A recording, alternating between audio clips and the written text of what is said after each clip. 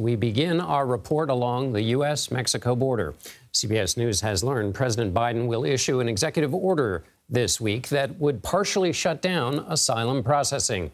The action will allow officials to turn away migrants that enter the U.S. illegally without hearing their asylum claims. It will use the same presidential authority that was used by then-President Trump in 2017 to issue his so-called travel ban, which barred people from several Muslim-majority countries from entering the U.S.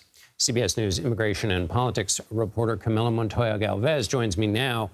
So, Camilo, how will this executive order work?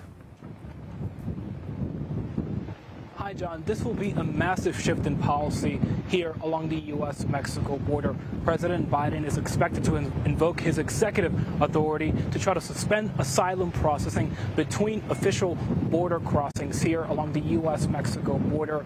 That would be triggered after daily illegal crossings surpass 2,500, John, meaning that this executive order will certainly take effect immediately after being issued, because over the past 4 weeks, Border Patrol has been apprehending an average of 3,800 migrants each day across the U.S. Mexico border. It will allow U.S. immigration officials, John, to quickly deport migrants back to Mexico or to their home countries without processing their asylum claims. And this effectively will suspend U.S. asylum law between ports of entry. Importantly, asylum processing, John, will continue at official ports of entry. Those are the international bridges that facilitate legal trade and travel.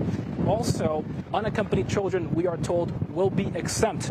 This, again, will be a seismic shift in policy here at the border, but I do have to underscore, John, that it is likely to be challenged in federal court. Camilo, before we get to the seismic shift and reversal for President Biden, just one more detailed question. Does this mean that it stops once it gets to 2,500 every day, or it stops and then doesn't get turned on again at these non-points of entry for some period of time? Once Border Patrol apprehensions reach that threshold, John, the U.S. will be able to say that the country is essentially full in terms of asylum claims, and it will bar asylum requests between ports of entry. 1,500 people will still be allowed to request asylum at official border crossings per day, but people who cross the border illegally, the Rio Grande in Texas or the desert in New Mexico, Arizona, and California illegally, will be barred from claiming asylum in the U.S. And that asylum shutdown, that partial asylum ban, will not be lifted, John, we are told, until illegal border crossings fall below 1,500. And Camilo, you mentioned that this is such a reversal for the Biden administration.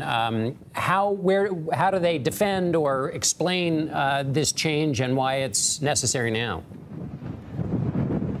This is a critical question, John. Soon after taking office in 2021, President Biden promised to restore the U.S. asylum system, and he strongly criticized Trump administration policies that he denounced as draconian and inhumane.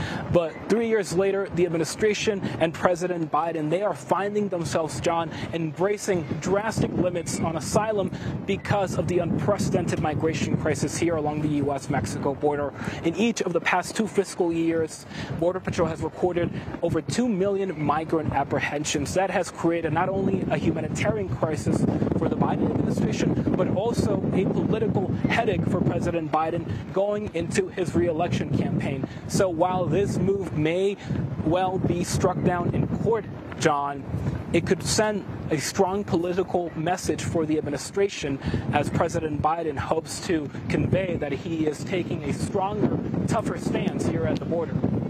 Camilo Montoya-Galvez in windy El Paso, Texas. Thank you, Camilo.